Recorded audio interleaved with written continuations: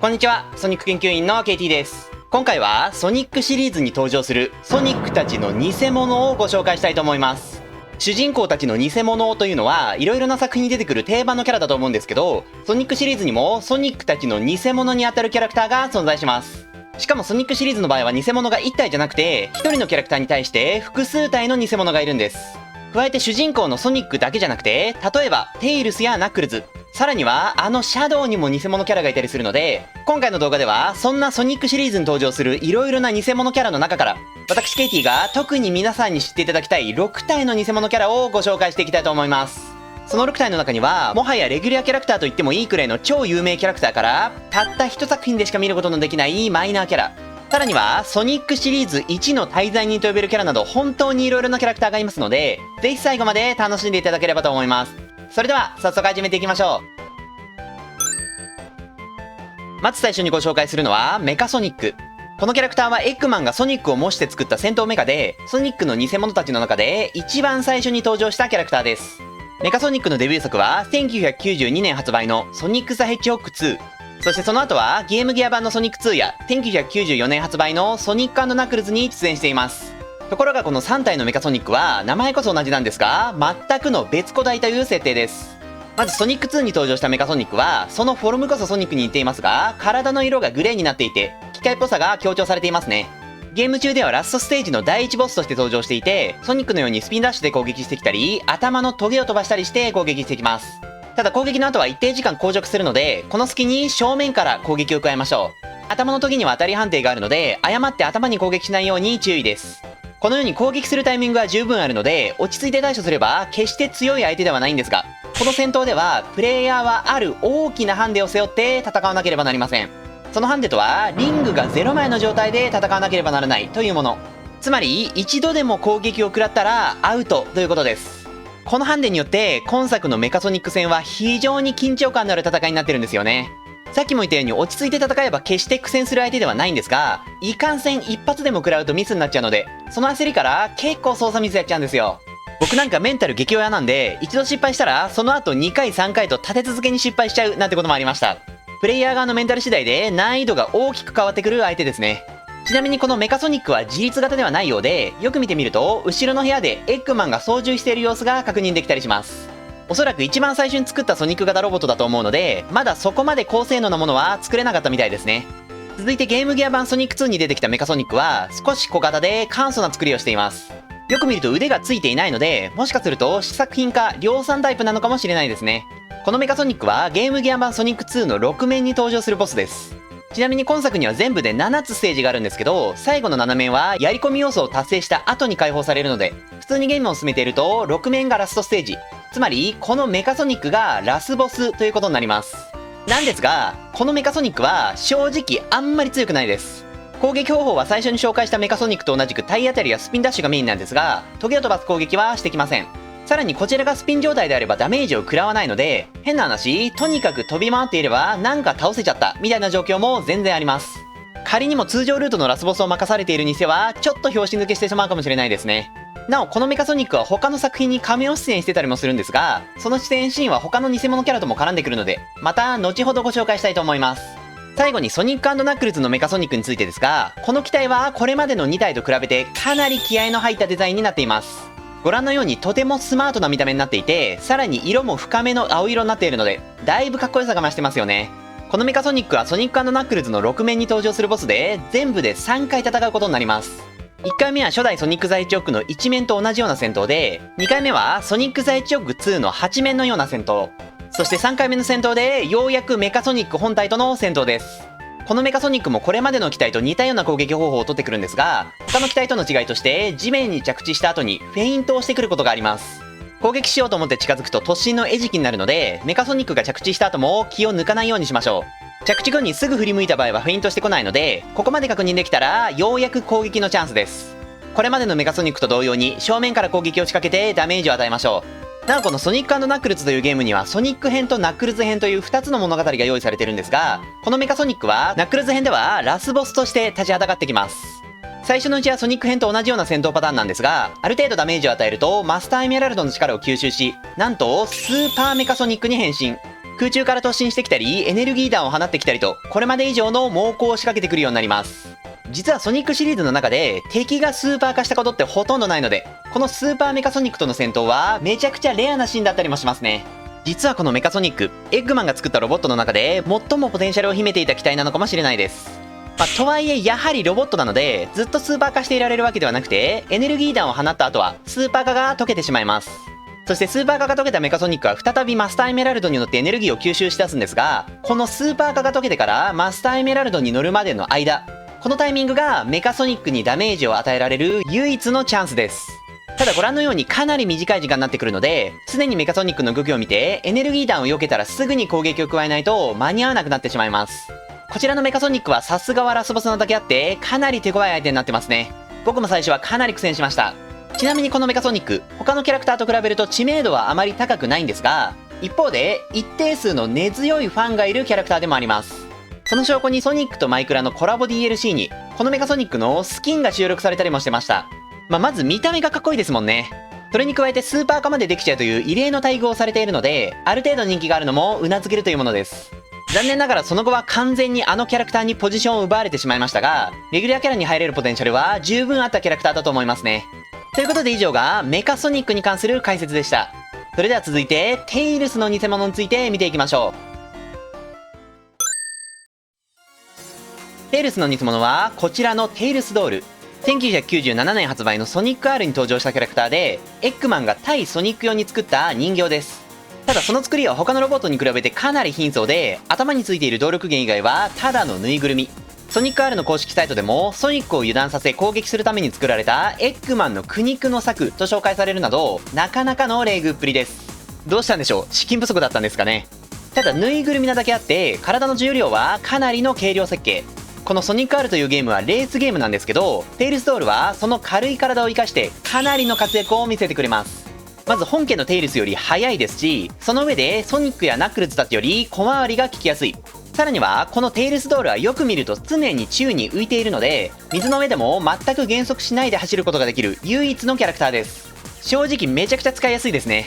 バランスの良さで言ったらソニック R の中で最も優れたキャラクターだと思います。ただこのテイルスドールは最初から使えるわけじゃなくて、ある特定の条件を満たすと解放される隠しキャラです。テイルスドールを解放するには、まずグランプリモードのラジカルシティというステージでこのようなトークンを5枚集め、その上で4位以内でゴールします。そうするとこのテイルスドールとの一騎打ちが始まるので、この一騎打ちに勝利するとテイルスドールが解放されるという仕組みになってるんですね。さっきも言ったように非常に使いやすいキャラクターなので、初心者にはぜひお勧めしたいんですが、残念ながら使えるようになるまでに少し手間がかかるんです。最初からこのテイルスドールが使えたらみんなこれしか使わなくなっちゃうと思うので、隠しキャラという扱いになったのも無理ないと思いますけどね。ちなみにこのテイルスドールというキャラクターはソニック R 以降の作品では一切出てきません。一応ソニックアドベンチャーのガンマ編に似たような人形は出てきますが、こちらは本当にただの人形なのでテイルスドールではないですね。にしてもなんかこのテイルスドールちょっと不気味な雰囲気ありますよね。公式画像もこのようなデザインになっていて、どことなくホラー味が漂ってきます。一体なんでこんな雰囲気にしたんですかね。なおこのような少し不気味なキャラクターになっていることも相まって、二次創作の世界ではこのテイルスドールを使ったなかなかのホラー画像が作られてたりもします。ここではあえて紹介しませんが、もし興味がある方は Google 画像検索などでテイルスドールと打ってみてください。続いてはナックルズの偽物メカナックルズについてご紹介しましょう。メカナックルズは2001年発売のソニックアドバンスに登場したキャラクターで、エッグマンが作ったナックルズ型ロボットです。そして今作の5面のボスとしてソニックたちの前に立ちはだかります。メカナックルズは初めはナックルズと同じ見た目をしていて、使ってくる技もナックルズと同じなんですが、ある程度ダメージを与えると本来のロボットの姿に変身。この姿のメカナックルズは初代メカソニックのように体の色がグレーで、グローブは金色、そして目が虫のように網目模様になっているのが特徴です。またこの姿になると口からミサイルを撃ってくるようになるんですが、このミサイルには追尾機能があるので、かなりギリギリまで引きつけてから避けなければなりません。このミサイル攻撃はかなり厄介でしたね。最初は全然うまく避けられなくてゴリ押し戦法になっちゃいました。一方でメカナックルズに攻撃するタイミングはメカナックルズの攻撃が終わった直後です。それ以外のタイミングでは弾かれてしまったり、逆にこちらがダメージを食らっちゃったりするので、メカナックルズの攻撃を避けたらすぐに反撃の準備をするようにしましょう。ちなみにこのメカナックルズ、ソニックアドバンス以降は一切登場していなかったんですが、現在海外で連載中のコミックシリーズにおいて今後このメカナックルズが登場することが発表されています。日本語版も発売されるかは分かりませんが、もし気になる方はソニック・ザ・ヘッジホッグスクラップニックアイランドと検索すればヒットするのでチェックしてみてください。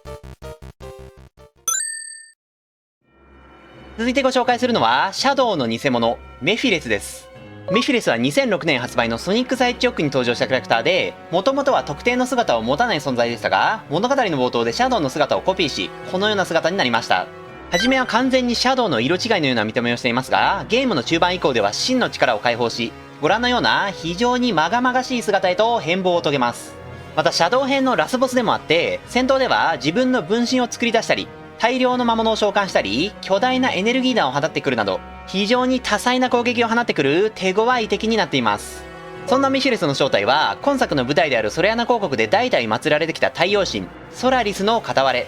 ソニックたちの時代から10年ほど前に、当時のソレアナ国王がソラリスの研究をしていたんですが、ソラリスの力を制御することができず、研究所が大爆発を起こします。そしてその反動でソラリスはイブリースとメフィレスという2つの存在に分かれ、イブリースの方は国王の娘の体内に、そしてメフィレスの方はカオスコントロールで過去の世界に来ていたシャドウによって闇の帳というアイテムに封印されたのでした。そして今作の冒頭で封印から解放されたメフィレスはイブリースと再び一つになるためにイブリースの封印を解こうと行動を開始します。イブリースの封印を解く鍵はイブリースが封印されている国王の娘エリスの涙。エリスが涙を流せばイブリースの封印が解かれるのですが、エリスは父親からどんな時でも決して泣いてはいけないと言い聞かされており、その言いつけを守ってどんなに辛いことがあっても決して涙を流しませんでした。そんなエリスを泣かせるためにメフィレスはシャドウをそそのかして世界を滅亡させようとしたり、シルバーをそそのかしてエリスが思いを寄せていたソニックを殺させようとするなど悪事の限りを尽くします。しかしそれでもエリスを泣かすことができなかったメフィレスはついにソニックシリーズにおいて他に類を見ないほどの大罪を犯します。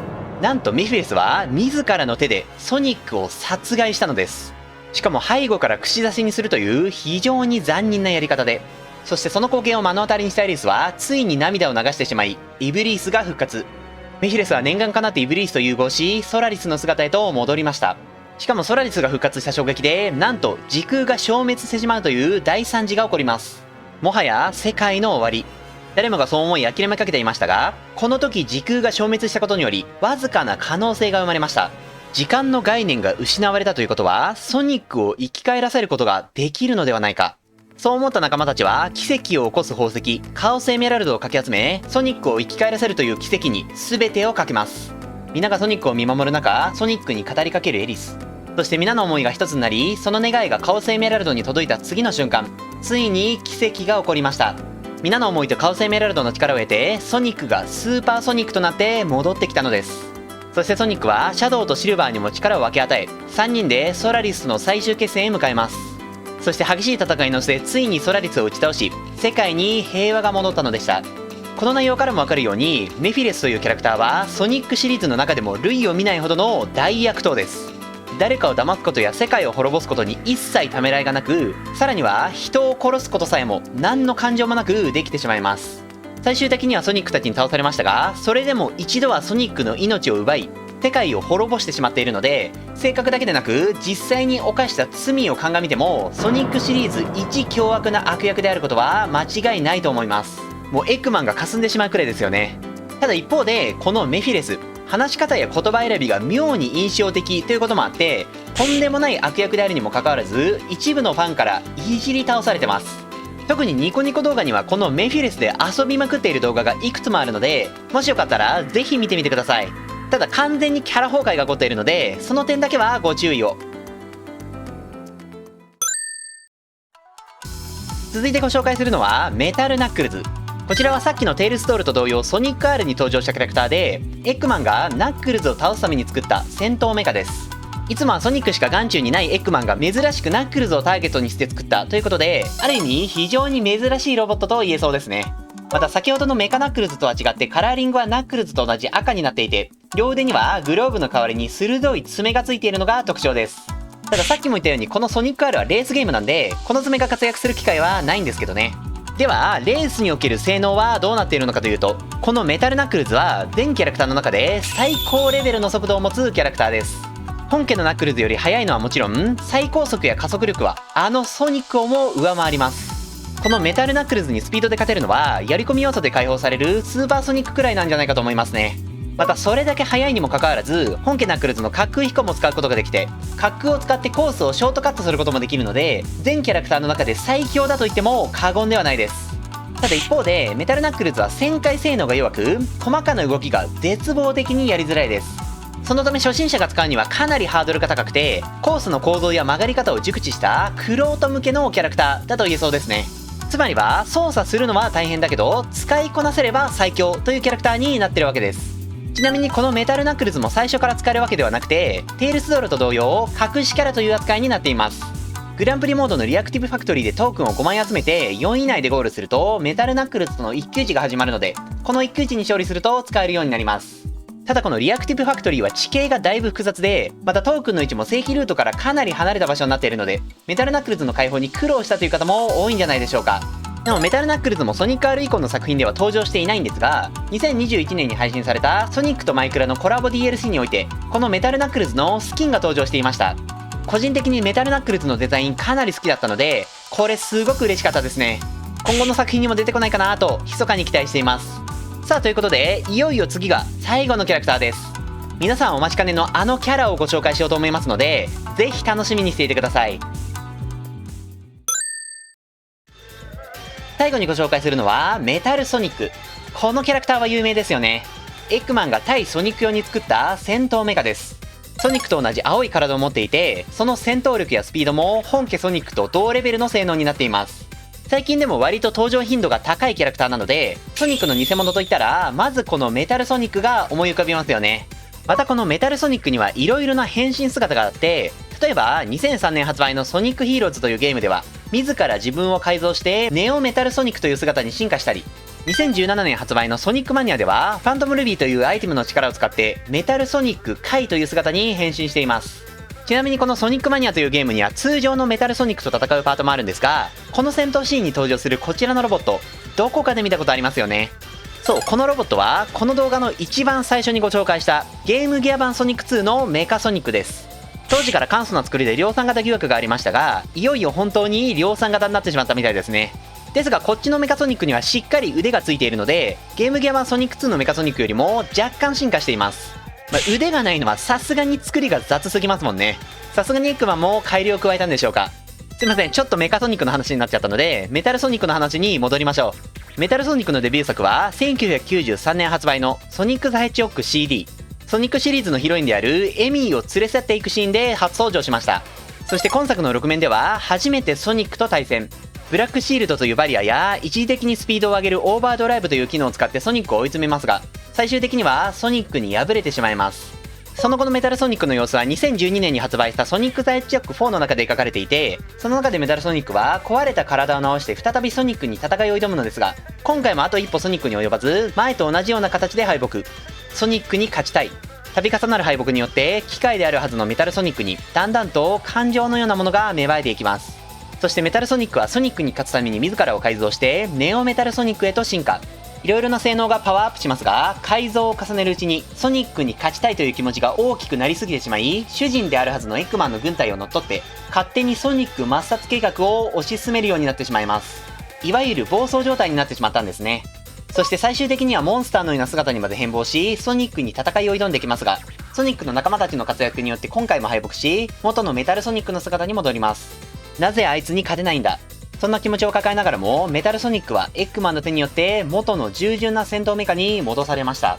しかしそれでもソニックへの対抗心は決して消えることはなく、その後の作品で幾度となくソニックに戦いを挑んできます。このようにメタルソニックというキャラクターはソニックに勝ちたい、もっと言うならソニックに勝って本物になりたいという強い気持ちを秘めてるんですね。またそれと同時にそんな気持ちを持っているにもかかわらず、何度挑戦してもソニックに勝てないという虚しさや切なさみたいなものが滲み出ているキャラクターです。ロボットであるにもかかわらず、ソニックに対する劣等感だったり本物への憧れといった非常に人間臭い感情を誰よりも抱えているキャラクター、それがメタルソニックなんですね。先ほどのネオメタルソニックの状態は例外ですが、メタルソニックは基本的に喋れないにもかかわらず、ソニックに勝ちたいのに勝てない、本物になりたいといったメタルソニックの心の叫びが今にも聞こえてきそうです。このメタルソニックに関しては今後のシリーズでも頻繁に出てくると思いますので、もし次にメタルソニックを見る機会があったら、ぜひこういったメタルソニックの感情面にも目を向けてみてください。きっとメタルソニックがこれまでとは全く違ったキャラクターに見えてくると思いますよ。といったところで今回の動画はここまでで終わりたいと思います。動画が気に入っていただけましたら、いいねやチャンネル登録、またたくさんのコメントもぜひよろしくお願いします。それでは次の動画でお会いしましょう。